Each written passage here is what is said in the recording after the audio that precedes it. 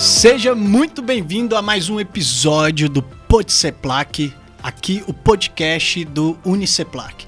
A nossa ideia é discutir as inovações de mercado, discutir sobre as profissões, mercado de trabalho. Talvez você que é aluno, né, está nos escutando, está um pouco ansioso aí no meio do curso ou que está querendo ingressar, está querendo novas informações sobre o curso que está aí no seu coração. E a gente sabe que o mundo está cada vez mais, né, em mudança. Eu costumo dizer até, quando eu falo para pais, que o intervalo de uma geração para outra antes era medido entre um intervalo de 20 a 25 anos, né? Geração X, geração Z, e que hoje a cada 5 ou 3 anos nasce uma nova geração.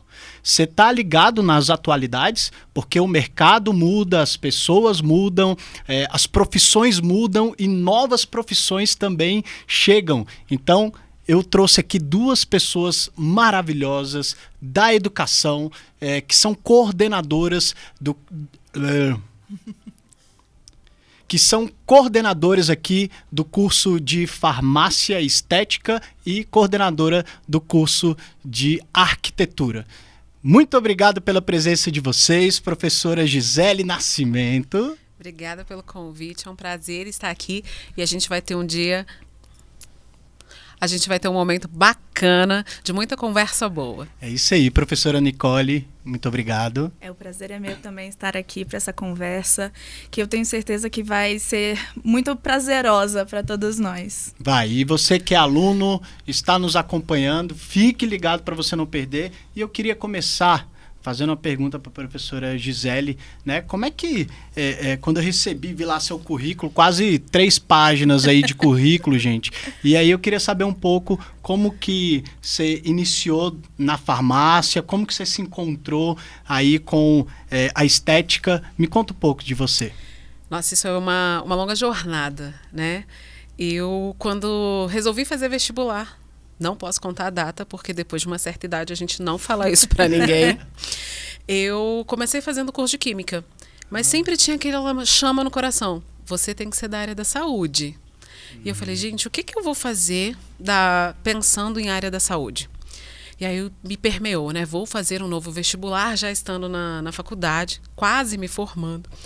Mas fui lá, larguei o meu curso e fui fazer um novo vestibular. E aí eu falei, vou fazer farmácia, porque vai englobar tudo aquilo que eu já gostava. Você estava em que semestre quando você largou? Eu estava no 6º período. Nossa. E o curso de Química na UNB na época tinha 7. E aí gerou crise, confusão crise com os familiar. pais. Foi quase uma revolução em casa. Como que você vai trocar algo que você está terminando? Termina, depois faz outra. Eu falei, gente, eu não estou feliz.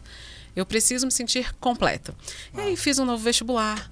Passei no vestibular, lógico que aproveitou muita coisa, e fui parar na farmácia, né, uma área que desde então me encantou porque eu já gostava de indústria de medicamentos, já gostava de desenvolver produtos cosméticos e trabalho nisso também.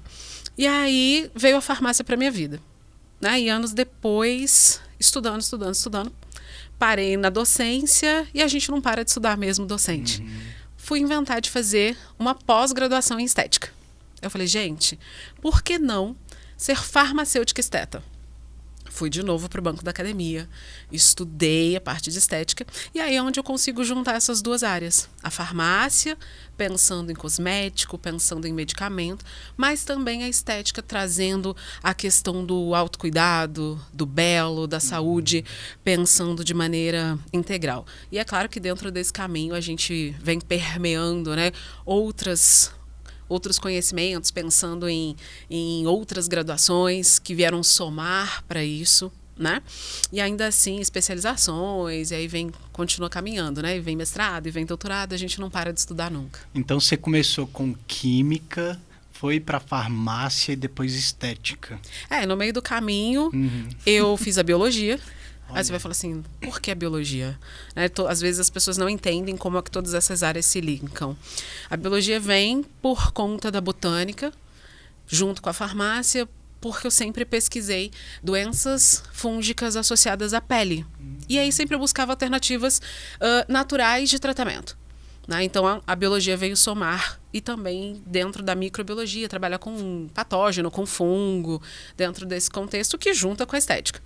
E ainda assim, né, uma terceira graduação, que é a graduação de podologia, né? Dentro desse cuidado também, pensando nesse contexto. Então, todas as vezes que eu senti necessidade de voltar para o ambiente acadêmico para me aperfeiçoar, para somar nesse conhecimento do que eu busco enquanto meta de vida, eu voltei. E aí a gente não para de estudar nunca, né? Muito bom. Eu ouvi dizer até aqui nos bastidores que tem ainda a profissão de cantora. Existe isso ou não? Existe isso, sim. Isso não era para ser dito, era para ser segredo. Mas existe, sim.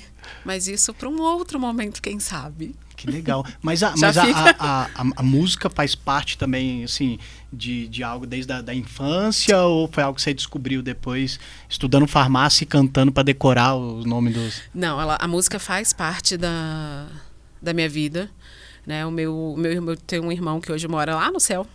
Ele tocava contrabaixo. E eu tive um privilégio, gente, é segredo de família que vai ser revelado. Eu tive o privilégio de ter o Barão tocando, né? Barão Vermelho tocando na minha festa de 4 anos de idade. Então ele tocava junto, né? E tocavam na minha casa. Então a música sempre veio permeando isso. Legal. E eu não me via cantando, né? Eu tocava durante muito tempo.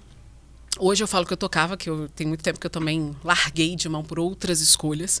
Tocava piano. E aí eu entrei depois num coral da universidade. E durante todo esse período, eu falei, vou fazer porque é só uma matéria optativa. Precisava com crédito e vamos lá. E aí eu acabei gostando desse negócio. E é muito bom, né? Porque muitas vezes a gente fica tão preso ao que eu quero fazer só para ganhar dinheiro e deixa de explorar áreas que fazem parte da gente, né? E que nos ajudam também nesse processo.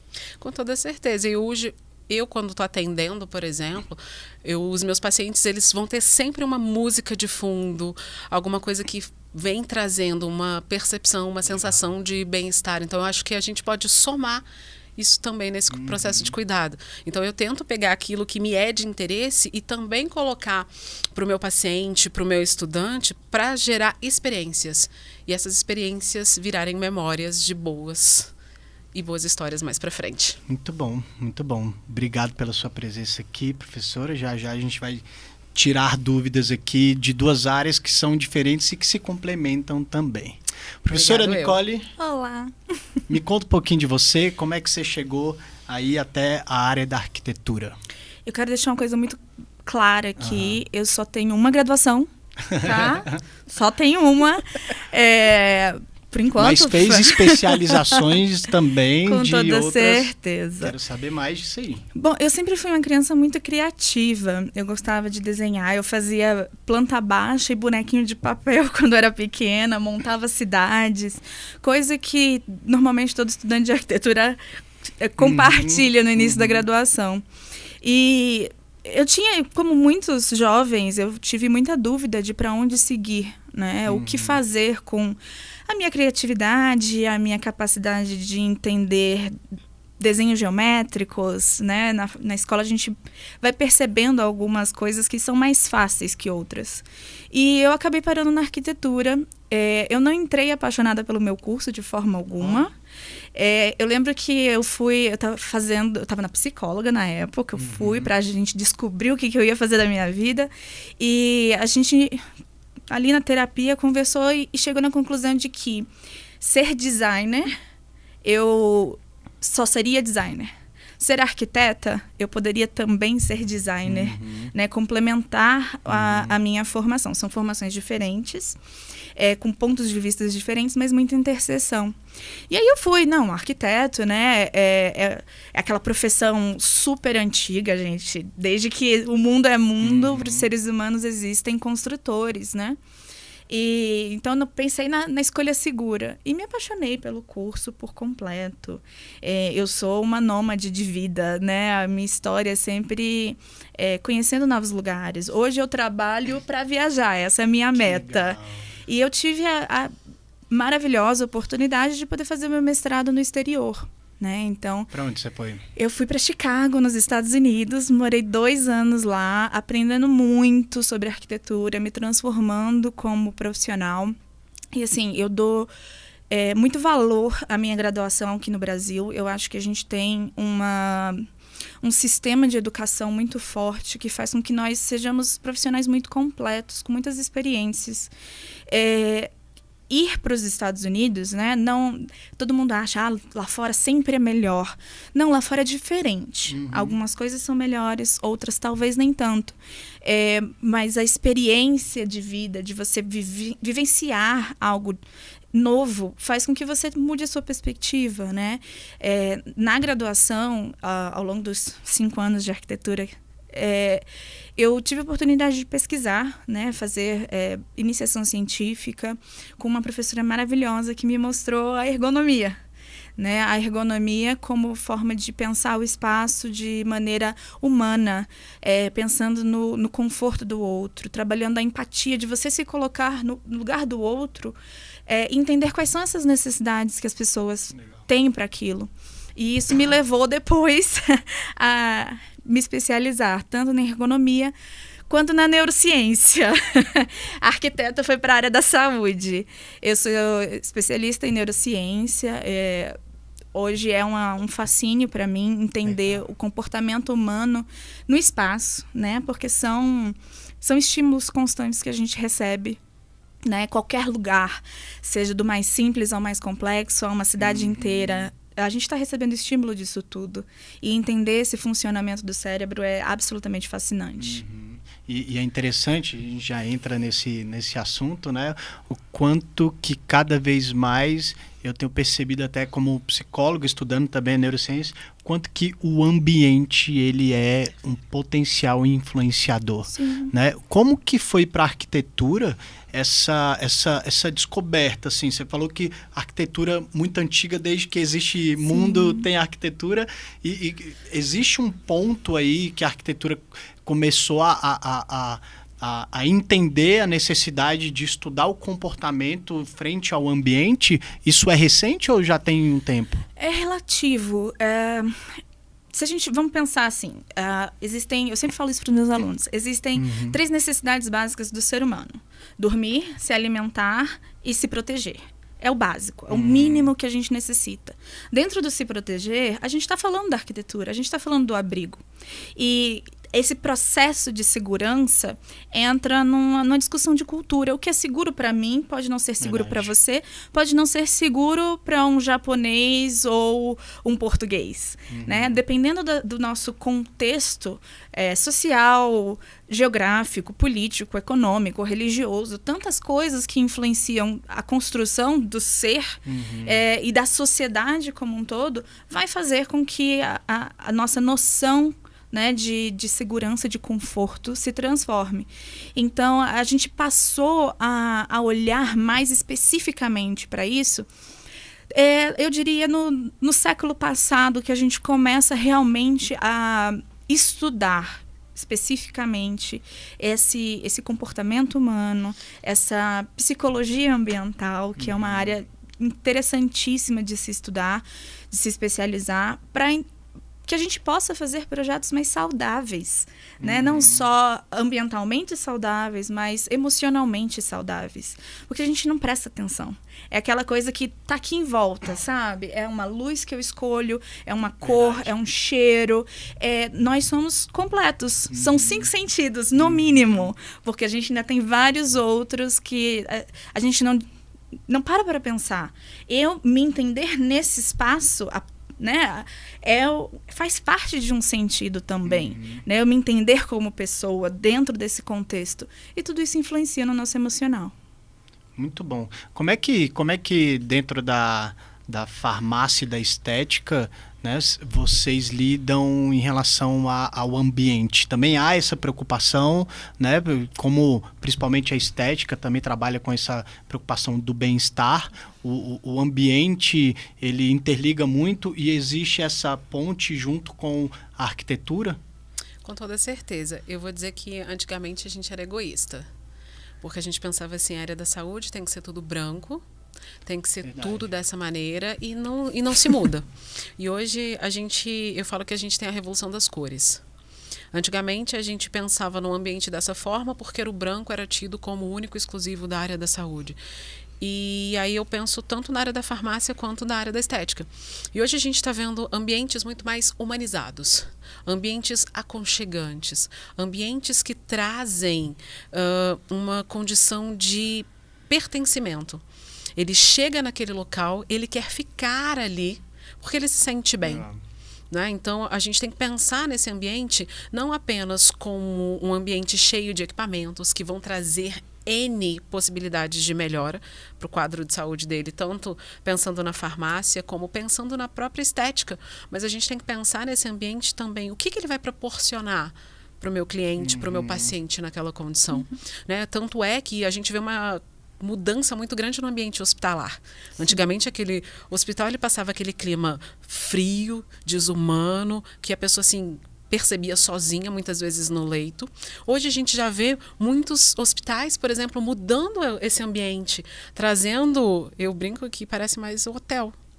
Ele parece que ele está num local onde ele vai passar um período, uma estadia, mas que ele não precisa ser triste, ele não precisa ser pálido, ele não precisa ser frio, ele pode ser aconchegante.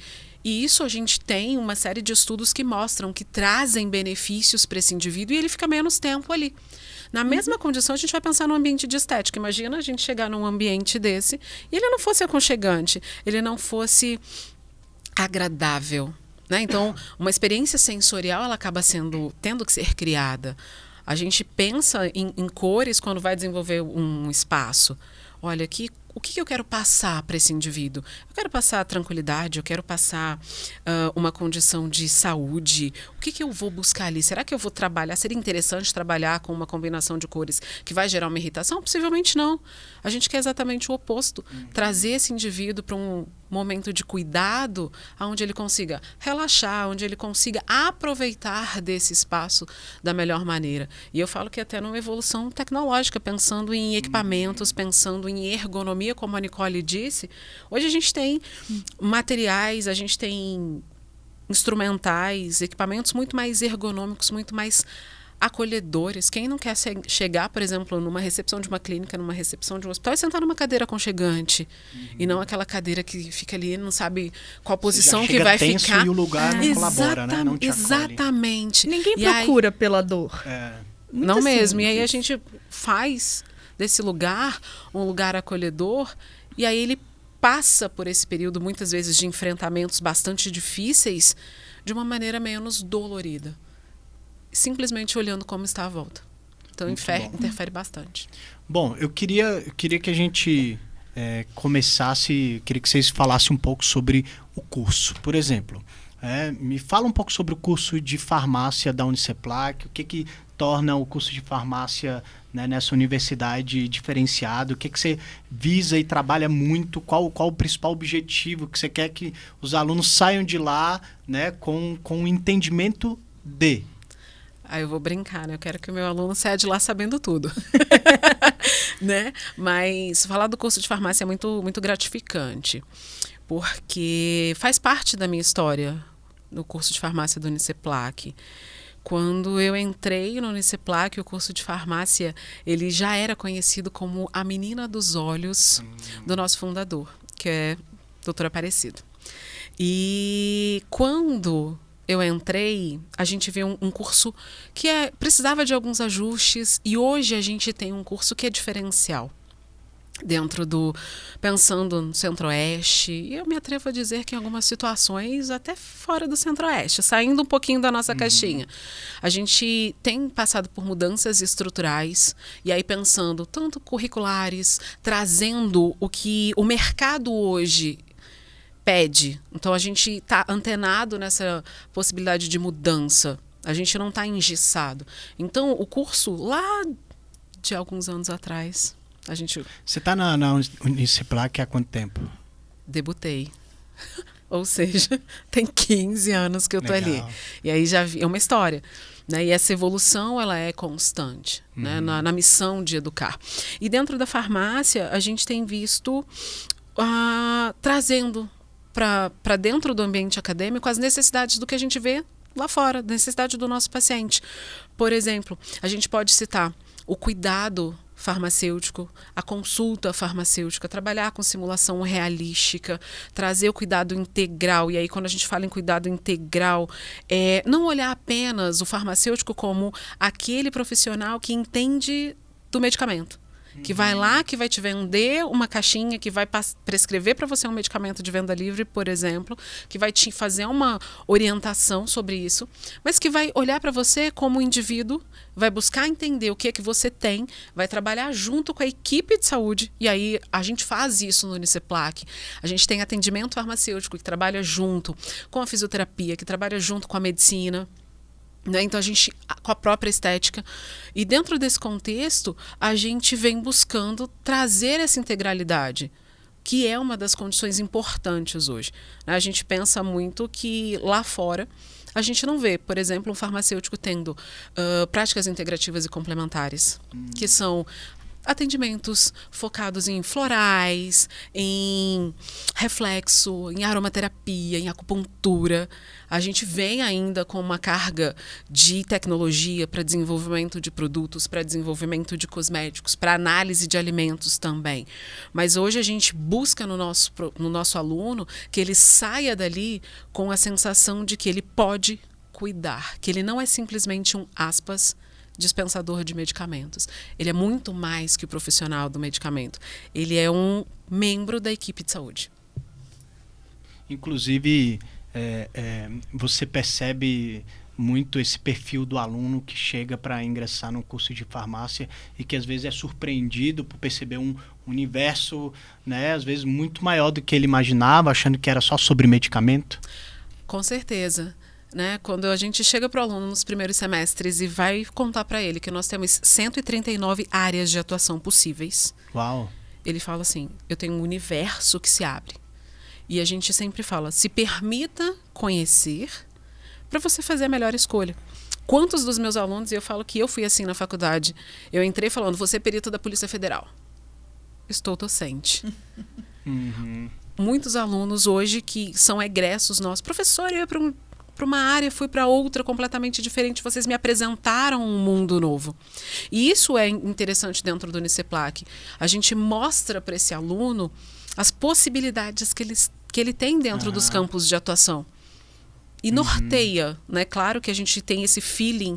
Olha, o aluno ele vai lá para o cuidado, ele vai conseguir fazer farmácia clínica, avaliar a medicação junto com o médico dentro do hospital, por exemplo, dentro da atenção básica. Ele quer ser perito, vai lá, vai analisar qual a causa mortes de um indivíduo, ou ainda assim, cuidado humanizado, prática integrativa, a própria estética. Né? Então, dentro da farmácia, a gente consegue permear bastante isso.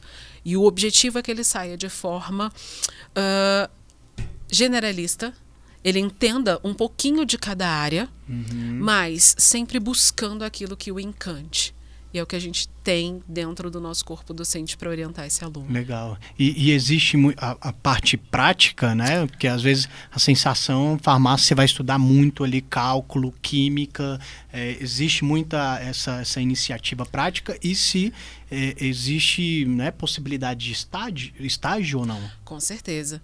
A gente não brinca, né, que o ciclo básico é de fato muita química, muito cálculo.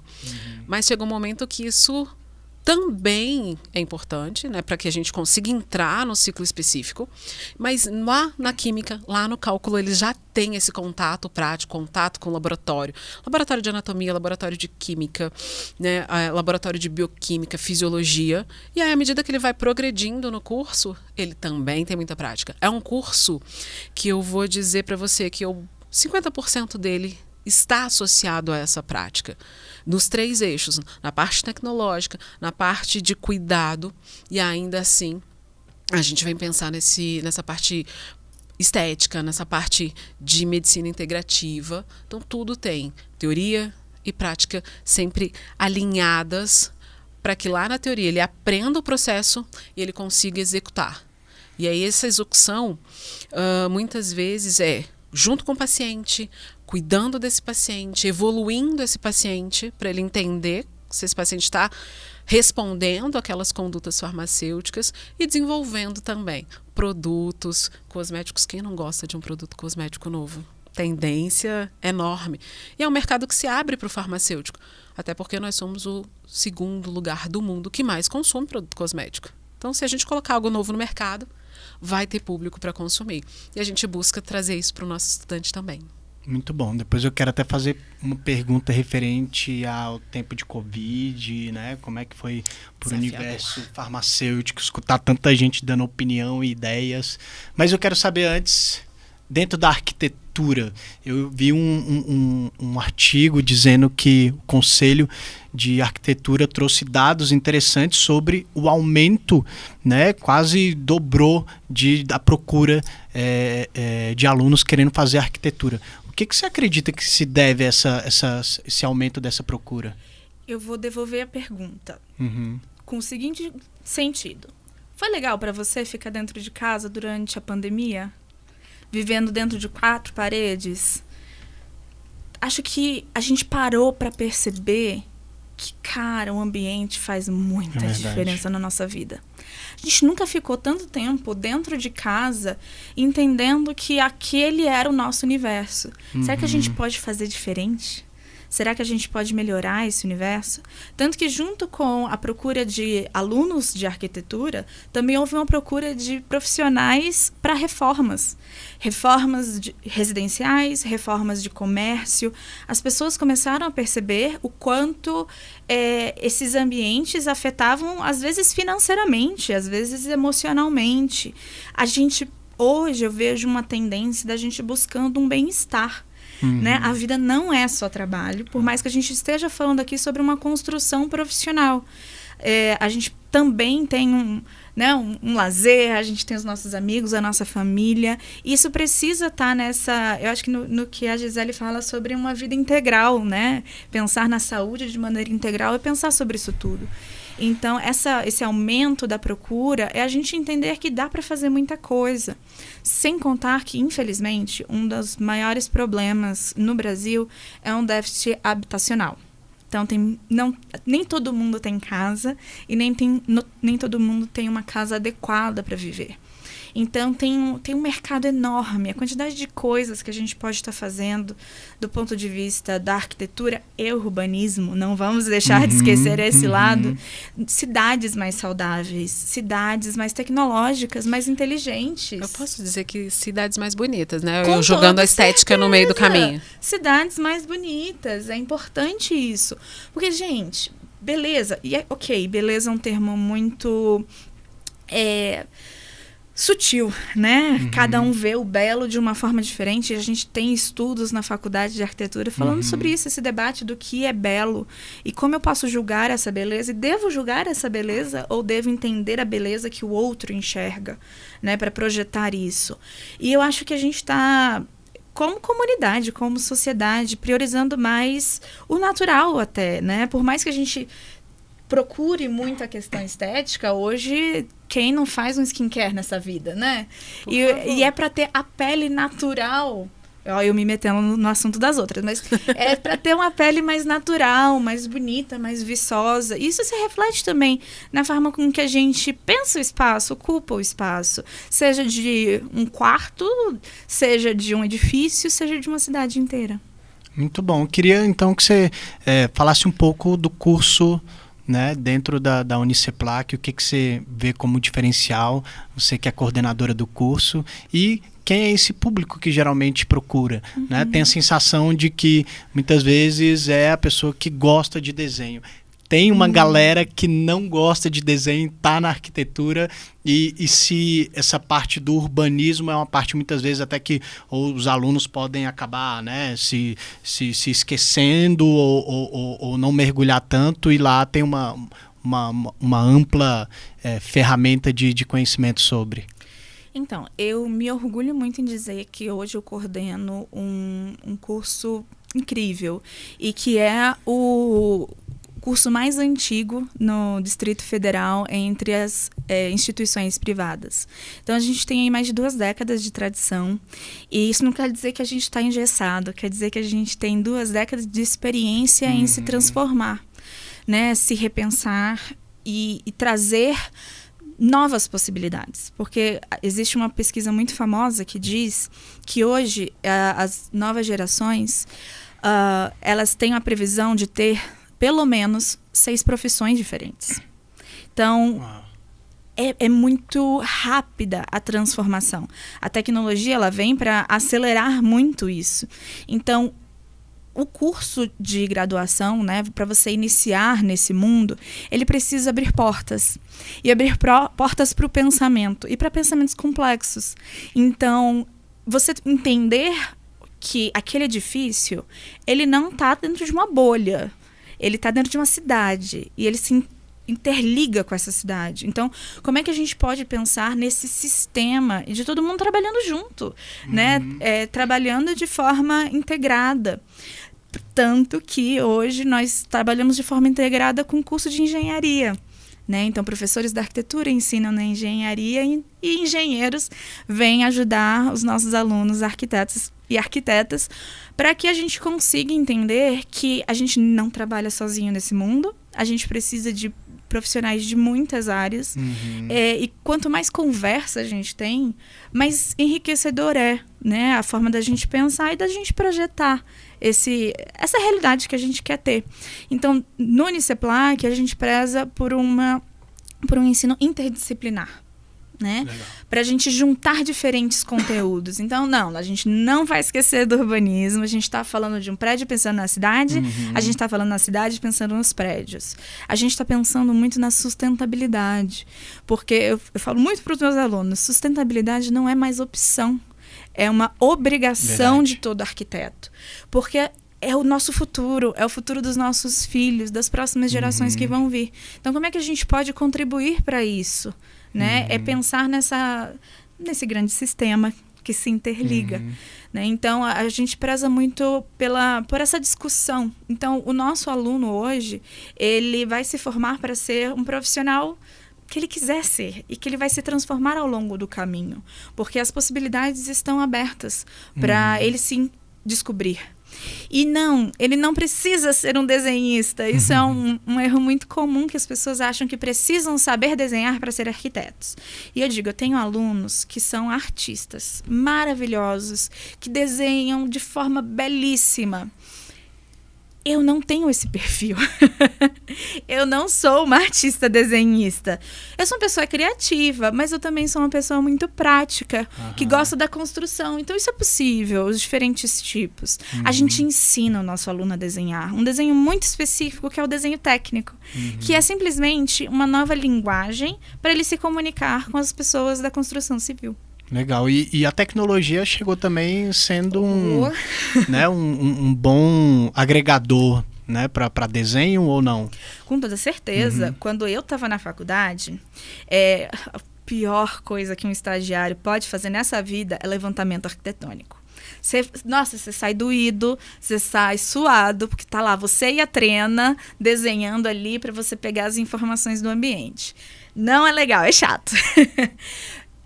Isso na minha época. Hoje ainda dá para fazer assim? Dá, mas também dá para pegar uma câmera, apertar um botão e ele fazer um levantamento 3D completo do negócio, e você fica assim, sério que eu suei tudo isso e você só tá apertando um botão?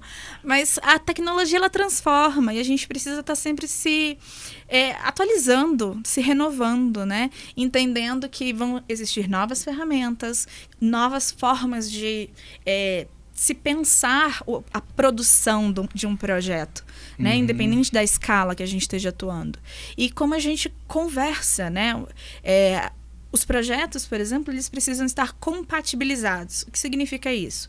O meu projeto arquitetônico tem que conversar com o meu projeto estrutural, que não fui eu que fiz, é o meu engenheiro parceiro, que tem que conversar com o projeto elétrico, que pode ser meu engenheiro eletricista. Então, diferentes profissionais que estão trabalhando num único processo, que precisa estar conversando entre si ao longo do caminho. Muito bom. Brasília, por exemplo, dizem que foi, né, uma cidade planejada. Sim. Teve todo esse movimento, esse pensar junto com outras áreas, ou não se dava conta da proporção que iria tomar? Por exemplo, pego como Águas Claras, que cada vez cresce mais. Isso já era algo meio que arquitetado ou não? Eu acho que assim, a gente precisa entender os períodos, né? Aham. Quando o plano piloto foi projetado é completamente diferente de quando Águas Claras sim. foi projetada. A gente lida com alguns engessamentos, uma vez que o plano piloto é um patrimônio da humanidade protegido pela Unesco. Então, isso significa que não é qualquer coisa que a gente pode fazer lá. E, por causa disso, é difícil, por exemplo, o crescimento habitacional no plano. Então, você precisa das RAs em volta para esse abastecimento. E é uma coisa que a gente vê muito, esse movimento pendular, de todo mundo sai, né, das cidades satélites, vai para o plano e depois terminou o horário de trabalho e volta. Né? Isso é uma realidade muito comum nas cidades contemporâneas, esse movimento pendular. Então, quando a gente pensa na transformação de Águas Claras, por exemplo, a gente é uma cidade que não foi projetada para o tamanho que é hoje, né? Então, a gente vai tendo que atualizar esse projeto, repensar, né? Você vai precisar de outros equipamentos urbanos, outras infraestruturas urbanas, porque a gente precisa de moradia. Como eu disse mais cedo, é um déficit muito grande o habitacional. Então, a gente ainda procura muito a casa própria, né? Eu acho que é o sonho de todo mundo ter um espaço para chamar de seu. Muito bom. E Brasília é um lugar ainda a ser muito explorado nessa área? E como? Ainda tem muito lugar que a gente pode transformar, crescer, modificar. Eu acho que Brasília é uma cidade muito nova. A gente está começando agora, claro, a pensar em questões de patrimônio e restauração e renovação do que é mais antigo, mas ainda tem muito vazio, né, a ser ocupado. E quando eu falo vazio, não só do espaço, mas das necessidades, das infraestruturas. Hoje a gente sabe, é muito mais agradável morar perto do seu trabalho. Quem gosta de ficar 1 hora no trânsito do engarrafamento, né? Então, quando a gente começa a pensar nisso, a gente percebe que o comércio e o serviço, as indústrias, elas podem aumentar muito mais nas cidades satélites, para permitir que você more perto do seu trabalho e não seja exclusivamente o plano piloto. Muito bom. Bom, falando de mudanças e de crescimento, se tem uma área que talvez é uma área, né, a área mais nova que tem chegado e tem expandido o mercado, acredito que desde 2018 ela foi regulamentada, é a área da estética. O que é ser um esteticista? Nossa, antes de mais nada, ele é um profissional de saúde e que durante muito tempo foi confundido, né, com outro profissional que simplesmente, vou deixar você bonitinho.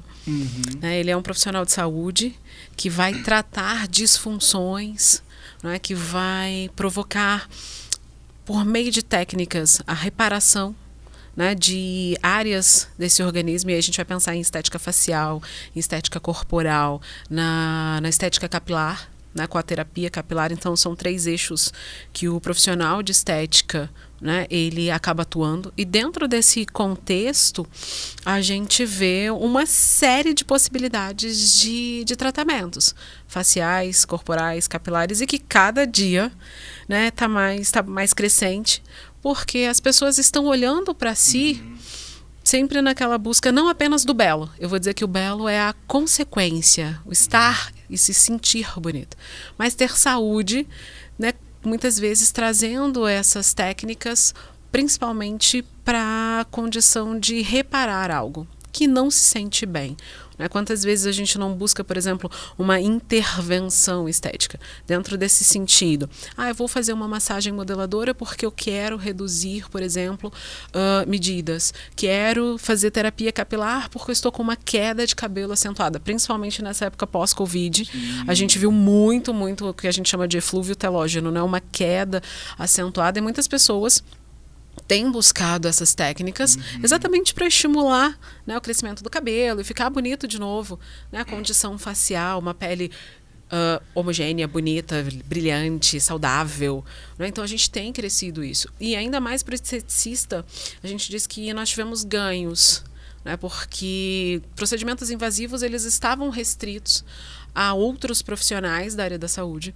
E hoje o profissional esteticista também pode trabalhar com alguns procedimentos, como é o caso do uso de toxina botulínica, preenchimento, né, com uso de ácido hialurônico, fios de sustentação. Então, o profissional esteticista e cosmetólogo, ele deixa de ser visto apenas como aquele profissional do embelezamento que vai usar, e a gente ouve falar isso ainda, né? O profissional de passar um creminho.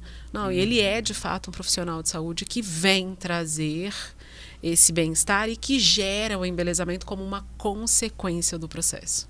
Muito bom. Queria que você explanasse, então, um pouco para falar sobre o curso de estética na Uniceplac. Ele é novo? Existe há quanto tempo? E como é que é esse estudo prático lá, né? Existe a clínica de estética da Uniceplac? Existe. Onde eu marco a consulta? Exatamente. Olha esse, tá vendo? Minha paciente de toda quinta-feira tá aqui.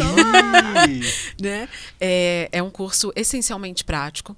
Né? Lógico que a gente tem um aparato teórico para dar subsídio para os nossos estudantes. É um curso que ele não é um curso tão longevo como é o da Nicole, né? Mas ele está crescendo.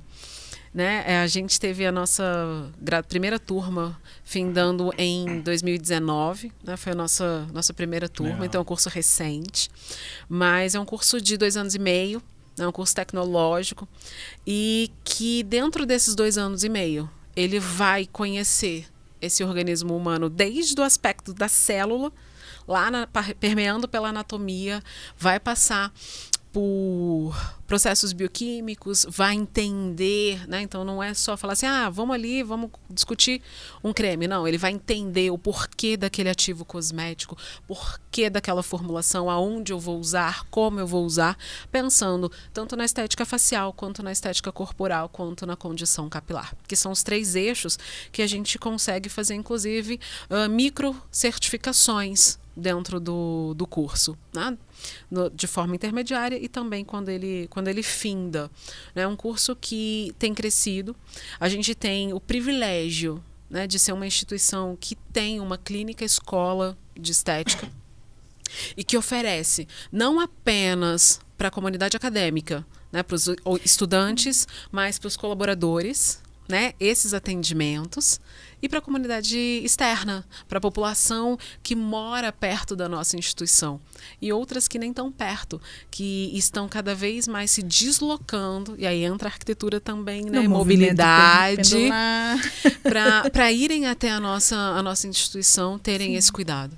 E eu acho que isso é muito legal do Uniceplac, que é uma cultura que a gente tem lá de interagir com a comunidade. A gente está sempre de portas abertas. Muito bom, então, não é porque eu sou professora que eu posso ser atendida lá. Se você aparecer lá, você vai poder fazer uma sessão de acupuntura, você vai poder fazer um tratamento estético, você vai poder ter acesso à fisioterapia, à medicina, à nutrição, e à arquitetura também. Então, isso é muito completo na forma de o aluno já na faculdade, ele saber fazer atendimentos, ele estar inserido, né, numa prática, não só na prática da sala de aula, mas na prática com as pessoas. Isso é muito bacana, né, quando a gente pensa. Com toda certeza. E uma das habilidades que o nosso aluno ele acaba desenvolvendo, antes de mais nada, eu falo que é o saber ouvir. Sim. A gente aprende a ter uma escuta ativa. Que legal. Né? Muitas vezes a gente tem pacientes lá no curso de estética, por exemplo, que estão descontentes.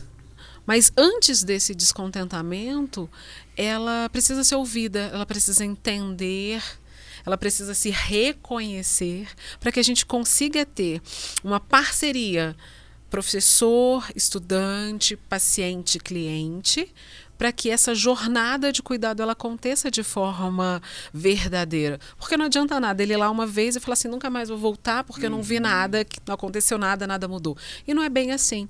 Muito pelo contrário. Nós somos parados no meio do corredor, às vezes você está num lugar perto da instituição. Quando que vai ter aquele atendimento? Quando que volta? Legal.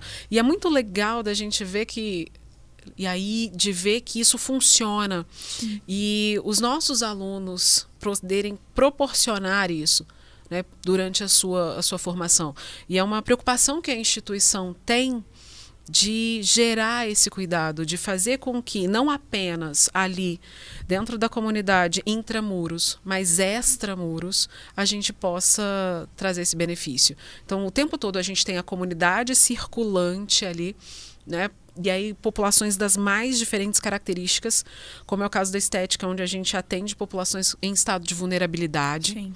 E isso é muito marcante quando a gente ouve, por exemplo, de alguém que não se permitia, por conta da sua condição, ser tratado e falar assim, eu gostei disso. Eu consigo me olhar no espelho e a minha autoestima mudou. É muito, muito satisfatório. Eu acho que é o clichê das nossas áreas de atuação, né? Todo mundo acha que estética é para rico, que arquitetura é para rico. E não é, não. Todo mundo merece um bom espaço para morar. Todo mundo merece se sentir bem consigo mesmo. Então, eu acho que são algumas coisas que a gente precisa começar a entender que a gente merece, a gente pode, né, ter acesso a isso. Então, o nosso aluno de arquitetura, ele vai aprender a fazer um apartamento de luxo? Pode aprender a fazer isso também, tanto quanto uma habitação de interesse social, né? A gente precisa começar a entender que os conhecimentos, eles não são para a gente. Eles são para que nós nos transformemos para ajudar o outro, né? Claro, isso vai ter um custo? Vai, mas isso é um custo acessível para todos. Depende do que a gente precisa, da nossa necessidade, né, dentro desse universo. Exatamente. Muitas vezes as pessoas falam assim, não vou fazer estética porque eu vou ter que ter um investimento muito alto.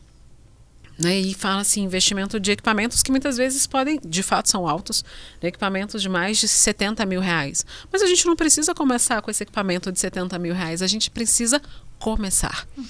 E é o que eu vejo e fico muito feliz porque no curso de estética, principalmente, nós temos essa veia de começar. E aí eu falo trazendo até o empreendedorismo nisso. Porque muitas acabam formando, abrindo seus próprios espaços, começando a atender, colocando em prática tudo aquilo que elas viram durante a formação delas e começam a ter a sua carteira de clientes, começam a desenvolver as suas habilidades, percebem a necessidade de não parar e muitas voltam, muitas vezes, para visitar a gente e falam assim, professora, hoje eu tenho o meu espaço, que legal. Hoje eu tenho um monte de clientes, já consegui comprar esse, aquele outro equipamento e vocês foram responsáveis por isso. Então, é muito bacana quando a gente tem esse feedback e entende que a instituição, ela mostra esse caminho também. Não é apenas aquele da formação tradicionalista, né, o banco da academia, que é importante, mas também mostra a instituição como lado humano, a necessidade de perceber o outro enquanto as suas necessidades. Isso é lindo, isso é maravilhoso e é algo que a gente precisa promover cada vez mais, né? Você trouxe Exatamente. Sobre esse autocuidado, principalmente da população mais vulnerável, que às vezes não tem muitas condições. Eu acho que a gente vem de uma cultura que acredita que o autocuidado é luxo, né? E quanto, na verdade, ele é necessidade. E ter essa devolutiva, né, para a população, colocando o aluno ali já atender a população, é um ganho tanto para o aluno quanto também para o local ali onde a Uniceplac serve. Muito bom. Com toda certeza. Eu queria que você contasse, por exemplo, um caso que chegou na clínica, né, de estética e que te impressionou, assim, que foi talvez um privilégio poder servir alguém da comunidade. Nossa, a gente poderia elencar aqui uma série de casos, né? Mas a gente tem uma paciente que ela tem um problema locomotor, né? Então ela para andar ela precisa estar usando, né, um auxílio, tem toda uma questão familiar associada. E todas as vezes que ela chegava lá na clínica, lá no nosso espaço de atendimento na nossa clínica escola, ela sempre ficava com muita falta de ar. E a gente sempre perguntava por que isso acontecia. Né? E ela sempre muito retraída, permitia alguns atendimentos, mas sempre muito retraída, e a gente falava, tem alguma coisa errada, não está funcionando. E os próprios alunos começavam a se questionar, poxa, eu estou fazendo procedimento de estética corporal, estou fazendo procedimento de estética facial, estou fazendo prática integrativa com ela, estou usando de aromaterapia para tentar trazer essa paciente para perto, né, para junto do estudante, e a gente não tinha sucesso. Até que um dia a gente falou assim, antes de mais nada, a gente não vai atender essa paciente hoje. A gente vai ouvi-la, a gente precisa entender a história para saber como agir.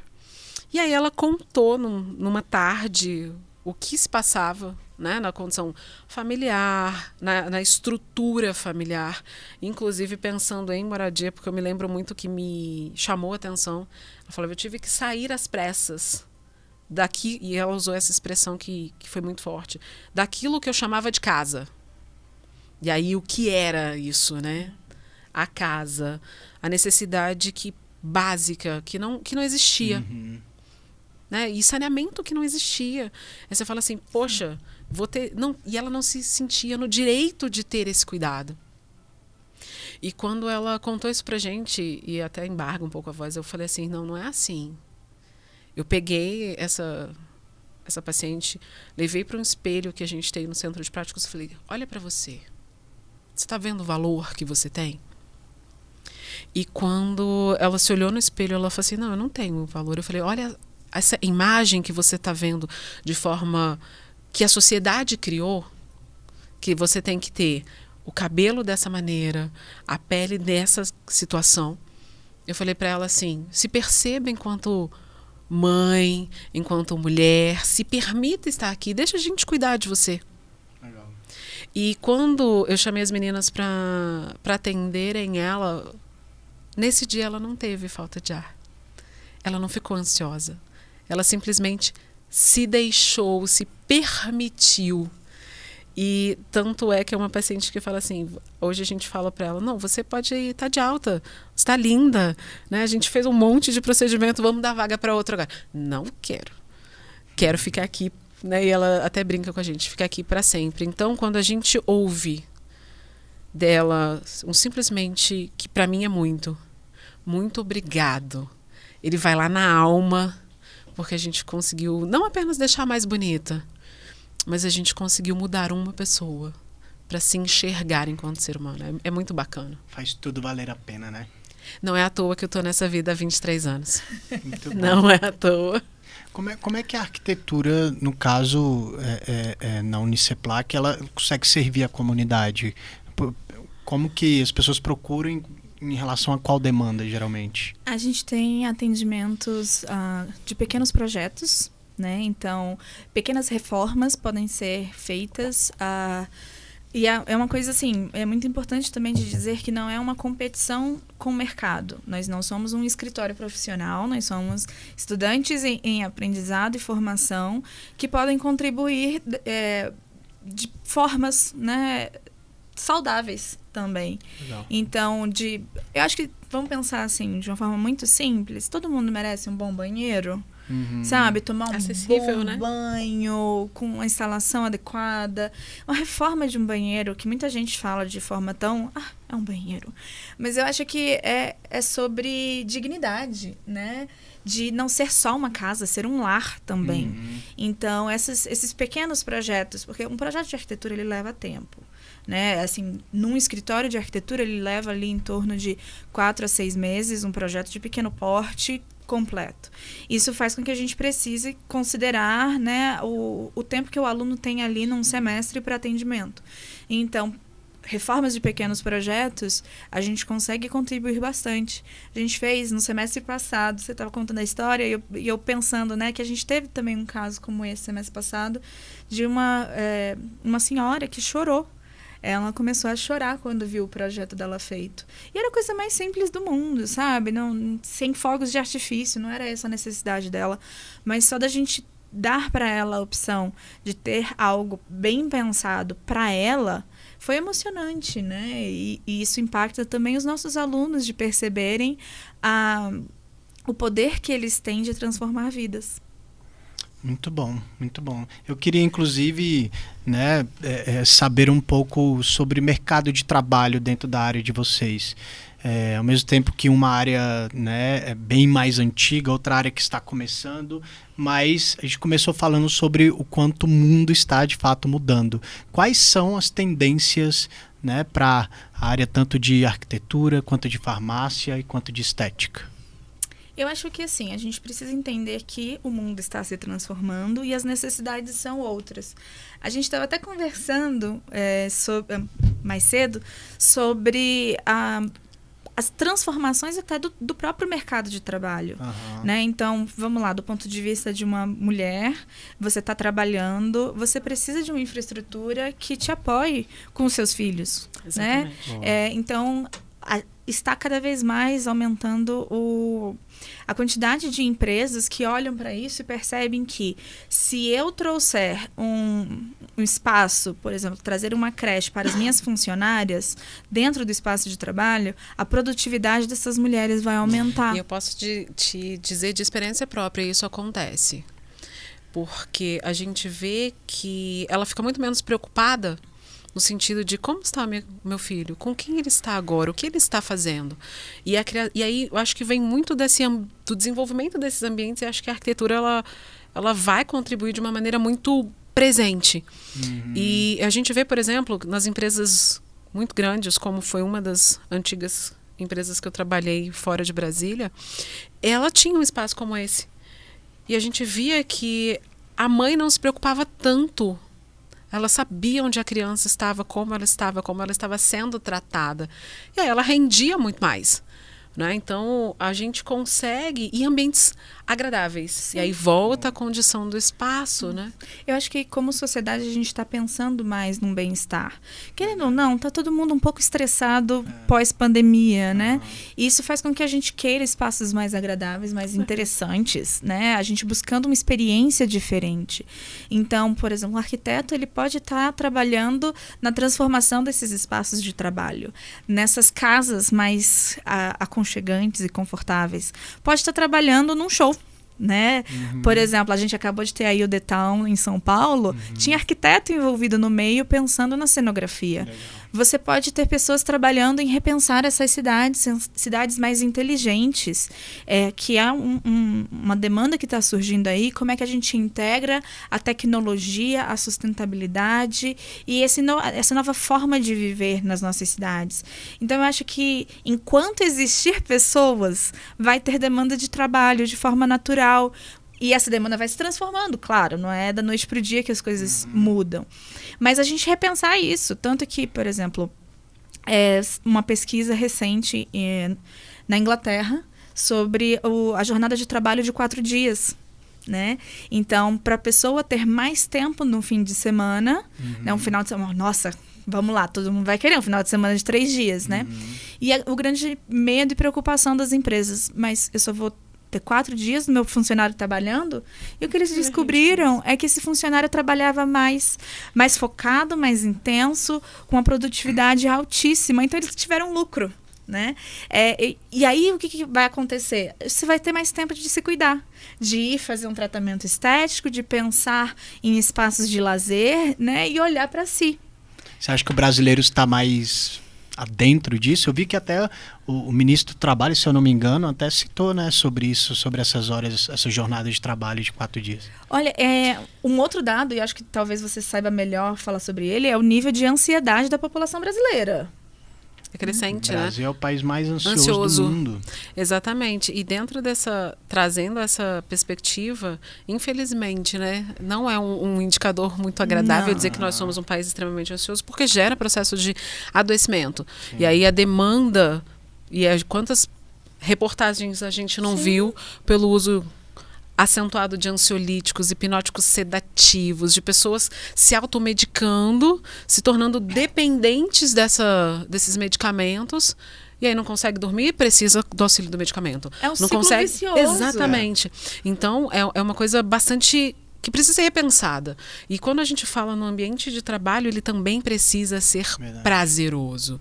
Quando a gente vê, né, uma pessoa que está ali desenvolvendo uma atividade Por mais, sejam em 4 dias, sejam em 5 dias. E a redução é interessante, mas precisa, fazendo um parênteses, Claro. uma mudança muito, primeiro, de pensada. cultura, porque a gente infelizmente tem aquela de, eu vou dar um jeitinho, eu vou ser melhor dessa forma.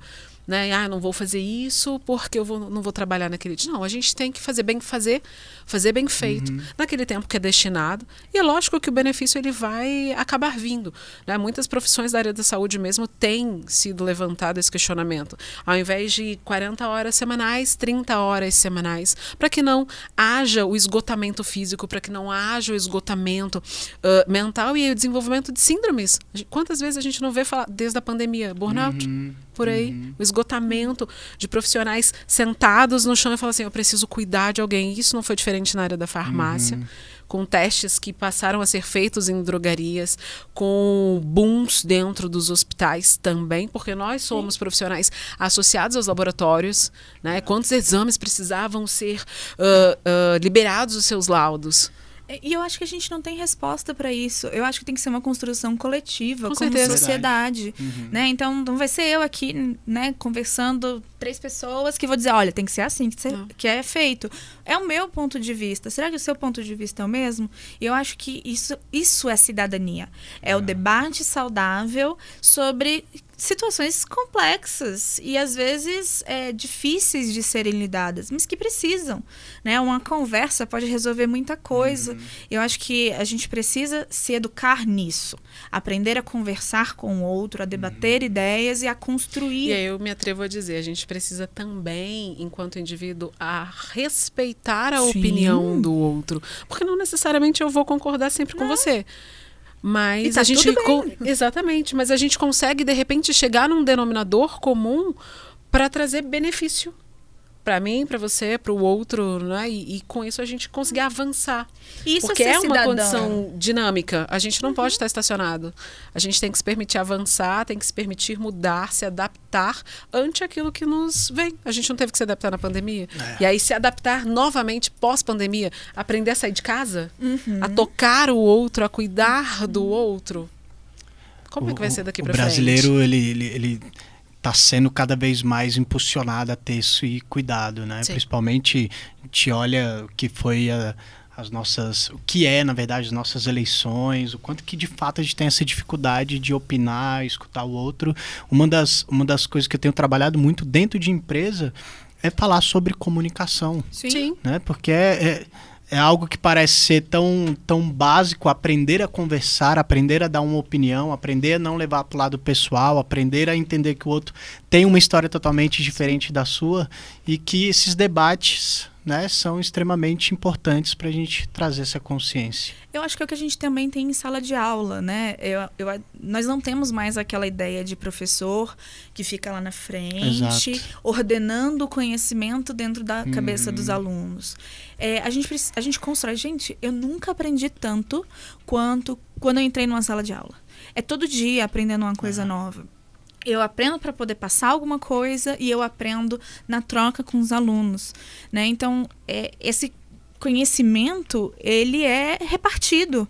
E é assim que é mais legal, mais divertido você aprender assim na história do outro, na conversa com o outro. Eu brinco que a gente pode dar a mesma aula por várias vezes, mas ela nunca vai ser igual. Porque a gente tem atores diferentes, a gente tem histórias diferentes.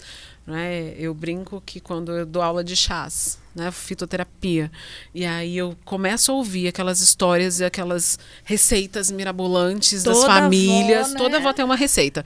E aí eu começo a ouvir, gente, era para eu falar disso na aula e ele já me vem com uma outra história que envereda e gera uma discussão, um debate saudável. E a gente aprende a trazer aquilo que está necessário dentro do ambiente acadêmico para a história de vida e coloca dentro da história de vida dele. Como é que você vai corrigir isso? Como é que você vai fazer isso? Nossa, como é que você dá uma nota para isso? É muito difícil, sabe? Avaliar alguém não é fácil. Não, os alunos acham, Tarefa sabe? diária. Os alunos acham que assim, tá pegando no meu pé. Mas é mais sobre a gente ver a transformação daquele indivíduo, é tão bonito, sabe? E isso se comprova quando você vê, por exemplo, na arquitetura, a gente está começando a ganhar prêmio. né? Nossos alunos estão ganhando prêmio de TCC. Isso é maravilhoso. A gente vê que é um diferencial do nosso aluno, que a gente está fazendo o nosso trabalho certinho, por mais que todo aluno reclame do professor. Ele reclama, mas eu brinco que tanto na estética quanto na farmácia, quando a gente consegue ter os artigos publicados, como foi agora, em revistas internacionais, com peso acadêmico, ele fala assim, nossa, eu fui responsável por isso. Eu falei, foi você que escreveu, foi você que fez. E gera, né, muito aprendizado. Né? É muito bacana. E a gente fica como pai, né, todo orgulhoso do nosso aluno que conseguiu caminhar e vai avançando. Colação de grau, meu Deus do céu, eu preciso arranjar uma caixinha de lenço. Lágrimas, com certeza. Eu quero fazer uma pergunta que ela, óbvio, não vai dar pra gente explanar tanto assim, mas eu quero a opinião de vocês sobre. Acredito que existe um determinado comum aqui, tanto para a área de farmácia, arquitetura e de estética, que é falar do belo, que é subjetivo. Sim, né? sim. O quanto que ao mesmo tempo, a crescente dessas profissões, eu queria saber como é que vocês trabalham a questão ética com os alunos para esse cuidado, né, do belo não se tornar a busca primordial sabe, acabar sendo eu acredito que um dos fatores da gente falar que o Brasil é o país mais ansioso do mundo, né, sem dúvida também é pelo senso de competitividade, né, de comparação. Como é que a estética, a arquitetura e a farmácia trabalham isso? Nossa, falar desses aspectos a gente tem que ter muito cuidado, né, principalmente na área da saúde, porque a gente não pode deixar isso cair no exagero. Exato. É lógico que com o desenvolvimento da indústria farmacêutica, da indústria de cosméticos, o lançamento de produtos, a cada instante tem um produto novo no mercado. Olha, eu te prometo fazer isso. Meu Instagram tá cheio de propaganda de skincare, com certeza. E aí vem a inteligência artificial, né? Já trazendo tecnologia. Nossa. Eu brinco que a gente nem pensou ainda, eles já pensaram pela gente. Já tô vendo e já que tá vai ali. aparecer aqui hoje. Os algoritmos me conhecem melhor que minha mãe, gente. Né? E aí é uma condição muito que a gente precisa ainda se adaptar, eu acho. Sim. E dentro desse contexto, a gente também tem que trazer essa questão da discussão. Principalmente quando a gente precisa fazer um planejamento. E quando eu falo de planejamento, é planejamento de cuidado, estratégias de cuidado. Para que o belo não se torne uma deformidade. Quando a gente vê isso, né? A internet está cheia de intercorrências. A gente vai lá e extrapola o limite profissional. Eu tenho que saber até enquanto farmacêutico até onde eu posso ir, enquanto esteticista cosmetóloga até onde eu posso ir. Eu não posso ir ali e atuar, por exemplo, fazendo procedimentos cirúrgicos que são de competência médica, que são de competência do odontólogo. A gente discute muito isso dentro do ambiente acadêmico, exatamente para que você, antes de mais nada, saiba qual é o seu limite profissional, e isso é muito claro dentro dos códigos de éticas profissionais. É para isso que a gente tem conselhos das profissões. E aí eu me atrevo a falar que, por exemplo, a estética ela não tem um conselho ainda, a gente sabe que é uma condição de autarquia, e aí entra num aspecto político de não querer criar novos conselhos, mesmo, e também, né, regulamentação de profissões, mas a gente tem associações que são muito ativas e que buscam essa discussão desse cuidado, de falar assim, olha, você está infringindo algo. Né? Então, a gente tem que trabalhar muito claramente com o nosso aluno, e aí quando a gente fala em trabalhar muito claramente, pensar em preenchimento de fichas de anamnese, de sistematização, de entender aquela característica, de ter o cuidado de ter termos, consentimentos livres e esclarecidos, de ter termo de uso de som, uso de imagem, ainda assim a lei de proteção de dados está aí para isso também. Né? E o paciente também precisa entender que ele é corresponsável com essas informações. Então a gente busca trabalhar esse aspecto ético nas duas vertentes. Dia, né? E tem que ser no dia a dia. Eu, enquanto docente, eu, enquanto coordenação, o meu estudante da mesma forma, para que a gente consiga ter uma relação saudável. Né? Acho que isso é extremamente importante. E isso independe de curso. E eu acho que é aprender a se colocar no lugar do outro. Eu brinco muito em sala de aula que a gente deveria ter disciplinas da psicologia na arquitetura. A gente tem psicologia em saúde, hein, gente? Pois é, não, gente, eu adoro trazer psicólogo para explicar pra gente como entender o outro. Porque é isso, quando a gente tá fazendo um projeto, não é pra mim, não sou eu que vou ocupar esse espaço. É a outra pessoa. Quem é essa pessoa? O que ela realmente quer? Né? Gente, pelo amor de Deus, é terapia de casal você fazer uma reforma de uma casa. Né? É verdade, cada um isso. quer uma coisa. O negócio começa a esquentar. É quase um papel de psicólogo ali, né? Mediando. Eu me sinto uma psicóloga paraguaia, sabe? É um negócio. Às vezes eu fico, gente, Nicole, eu não você tenho falando isso é capacidade. engraçado, porque dentro da estética a pessoa chega pra você com a foto da Angelina Jolie e as fala que quer fotos ficar de revista. igual. Aí você fala, não tem condições, não tem como. Eu tenho, ó, essa revista aqui, ó, eu vi essa foto no Pinterest, eu vi essa foto no Instagram, eu quero igual. Então, minha senhora, sua casa não é igual a essa. Não dá pra gente fazer milagre. Então, eu acho que é saber, né, ouvir o outro, entender o que o outro quer e sempre, sempre lembrar, não é pra mim, não é sobre mim. Eu, como profissional, tô ali pra guiar aquela outra pessoa. Às vezes até ensinar.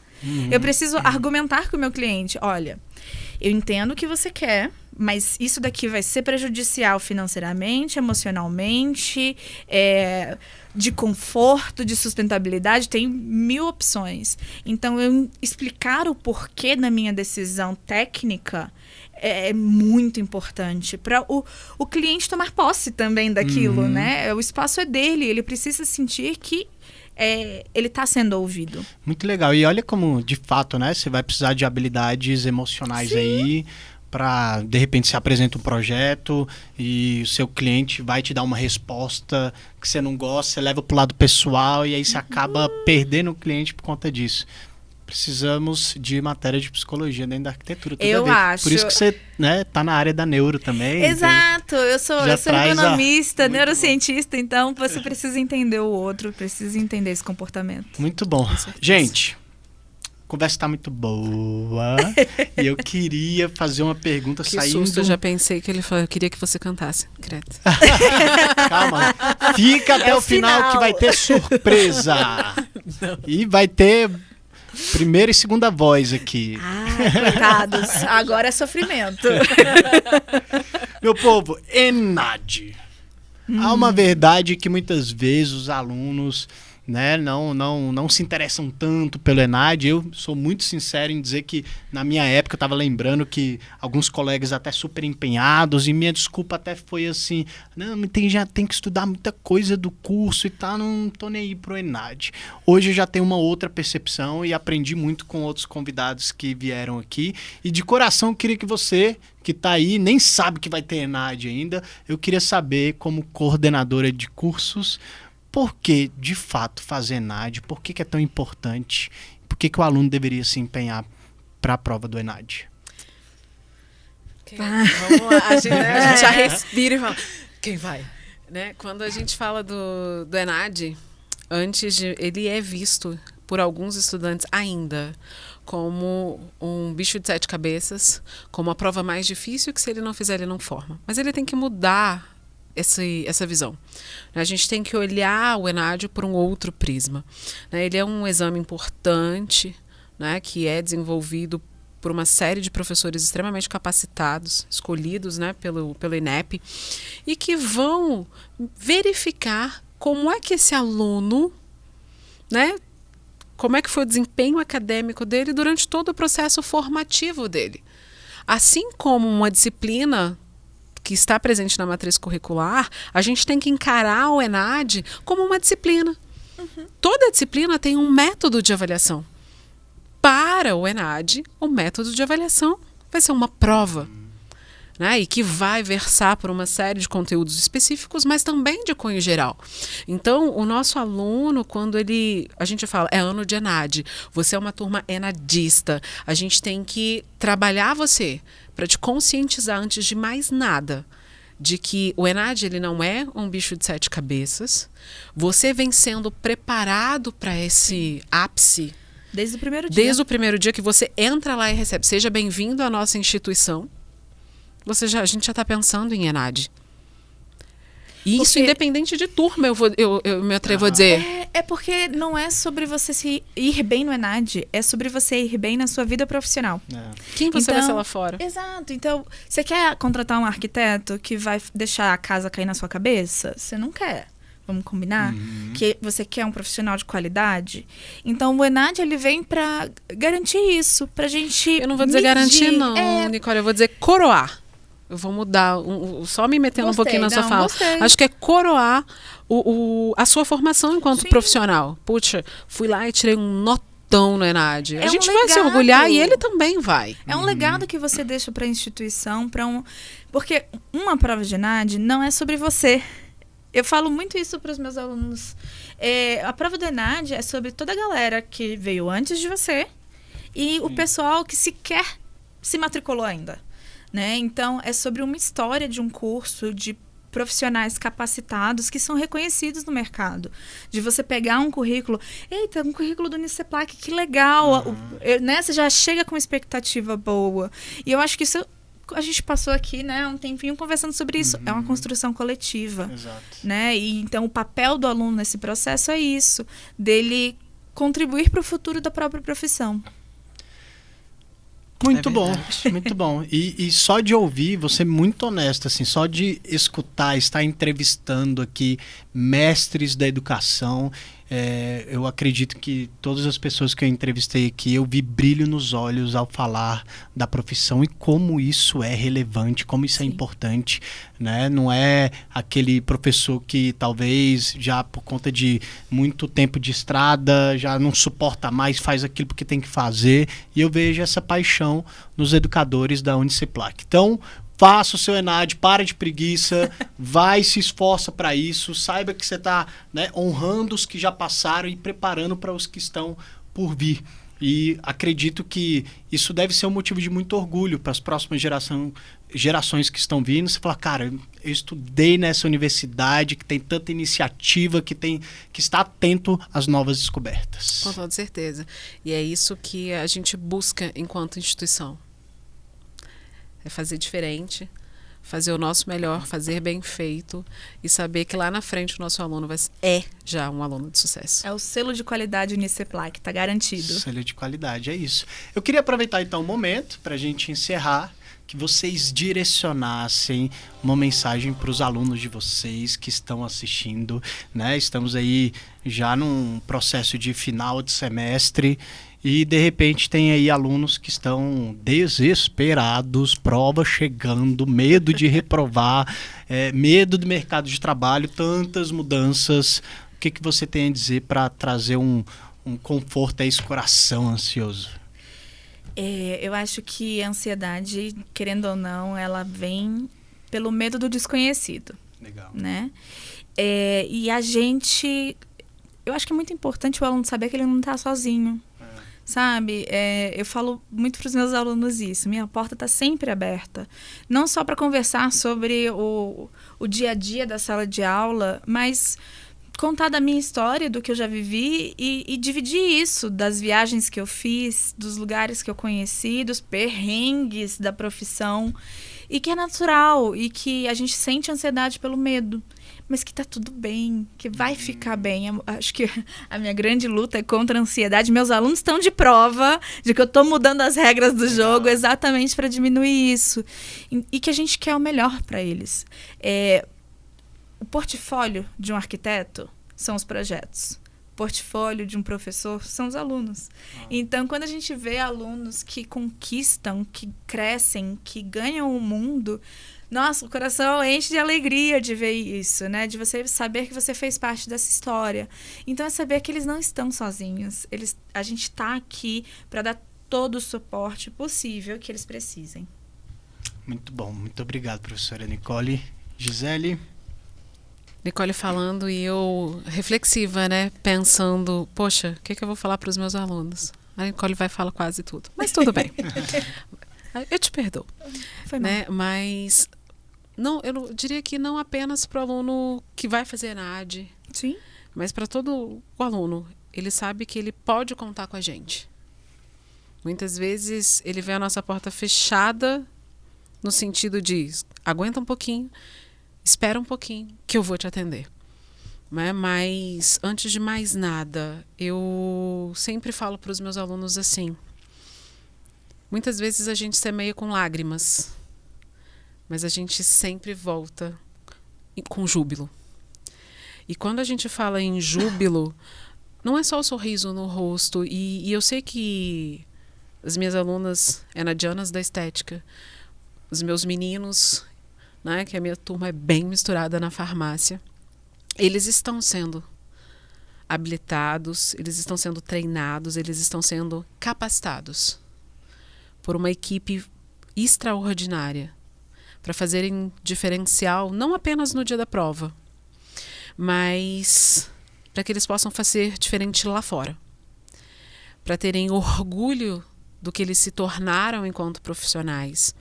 Para que eles peguem esse termo júbilo e não apenas se alegrem, não apenas sorriam, mas que eles consigam olhar para a trajetória deles, desde o dia que ele entrou lá pelo portão do Uniceplac, até o dia que ele vai sair com aquele canudo na mão, dizendo assim, poxa, quanto eu cresci, o quanto eu amadureci, o quanto eu avancei, o quanto eu aprendi, né? O quanto chorou, mas também quanto se alegrou naquele espaço. E eu tenho certeza que no dia 26 de novembro, nós vamos estar ali para comemorar com eles esse júbilo. Legal. E eu acho que é momento de se alegrar, não apenas de falar assim, ai, puxa, tá acabando o semestre, eu tô ficando nervoso, tenho que fazer prova. Tem, isso é mais uma etapa. Mas na hora que a gente começa a avaliar e na hora que a gente começa a perceber o nosso aluno muito mais maduro, o nosso aluno mais consciente, o nosso aluno mais humano, o nosso aluno mais tranquilo em termos, porque a ansiedade ela existe e é natural nesse momento. Eu digo que a tranquilidade de falar assim, eu aprendi tudo aquilo que eu podia, eu tenho me esforçado em fazer tudo aquilo que é necessário. O júbilo ele é só uma consequência. Muito bom. Pegou esse recado aí? Eu queria complementar dizendo o seguinte para você que é aluno, de verdade mesmo, valorize seus professores. Eu tenho dado muita palestra, né, em escola, e cada vez que eu dou palestra eu saio assim, eu falo, cara, e professor faz isso todo dia e repete. E eu comecei a trabalhando também com professores, falando um pouco sobre saúde emocional. Eu toda vez que eu converso com um, e o meu sentimento nesse momento, que é de gratidão a vocês, viu? De fato, a gente vai ter, e a gente tem um Brasil melhor, né? Que passa muito por conta da entrega dos nossos educadores. Então, como forma de honra, nós da Podseplac queremos entregar uma lembrancinha, professora Nicole. Muito obrigado pelo seu serviço prestado. E muito obrigado, professora Gisele. Né? Eu sei que tem coordenado aí 2 cursos. E você vai receber esse presente assim que você cantar uma música. Não, gente, não façam isso comigo. Ah, não. Vai ser muito legal se a gente tiver esse finalzinho nervosa, aí. Impossível. De 10 segundos. Só aquela palhinha. Porque e quando dá branco, faz o quê? Chora? Se ela não cantar aqui, vocês vão lá no Instagram dela e pede. Inclusive, vocês têm rede social que os alunos podem acompanhar vocês? Deixa o arroba de vocês. Sim, o meu é nickferrer.arc. E a gente tem também o Instagram do curso Arquitetura_Uniceplac. Então pode seguir a gente lá, que a gente compartilha bastante conhecimento. Legal. Professora Gisele? Meu Instagram é @gisele.nascimento. Depois descobre lá como é que escreve meu nome, porque ele não é tão simples assim. E a gente tem o Estética Uniceplac e também farmácia.uniceplac. Muito bom. Tem vídeo seu lá cantando? Algum lá? Agora vai ter que ter. Agora vai ter que ter, porque não vai ter a palhinha aqui. Prometo, promessa é dívida, vai ter. Toma seu presente. Obrigada. Muito obrigado. Eu sou Sabino Dourado. Meu Instagram é @SabinoDouradoJR. Me segue lá. Eu às vezes falo sobre saúde emocional, falo sobre luto, né? Vivi um processo de luto. Você também falou do seu irmão. Perdi meu pai e comecei a perceber como de fato a gente não fala sobre morte, né? E eu acredito que a morte na verdade nos aproxima a vida. Meu povo, se agarra a vida, viu? Viva intensamente seu momento aqui agora. Você tá no meio do curso, se entregue, veste a camisa, faça valer a pena, né? Se envolva com seus colegas e faça desse momento Uniceplac um momento que você vai levar para a vida toda. É isso aí. Muito obrigado pela oportunidade. Foi maravilhoso conversar com vocês. Muito obrigado a você que escutou até aqui o final. Manda pra galera aí, galera que é da arquitetura, da farmácia, da estética, manda esse link, que eu tenho certeza que vai acrescentar muito. Muito obrigado. Obrigada. Obrigado, eu.